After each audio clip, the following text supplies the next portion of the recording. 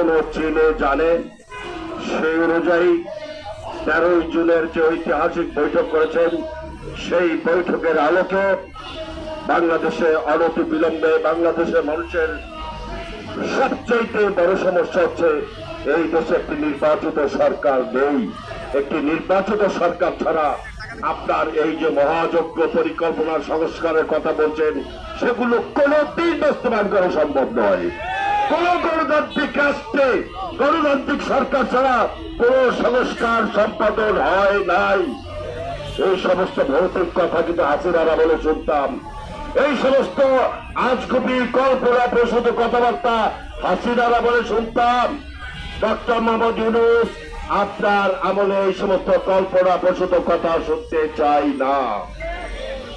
কথার কথা বলেন নির্বাচনের জন্য ওদের মাথা খারাপ হয়ে গেছে। আরে ভাই, নির্বাচন ছাড়া একটি দেশ চলে নাকি? নির্বাচন হচ্ছে গণতন্ত্র প্রতিষ্ঠার একমাত্র শর্ত। নির্বাচন হচ্ছে একটি রাষ্ট্রের উন্নয়নের অন্যতম শর্ত। নির্বাচন হচ্ছে মানুষের আকাঙ্ক্ষা বাস্তবায়নের একমাত্র পথ।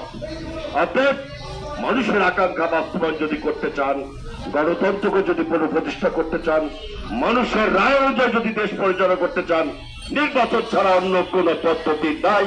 এবং সেই নির্বাচন কেন্দ্রিক সংস্কারগুলো অতি দ্রুত বাস্তবায়ন করার চেষ্টা করুন।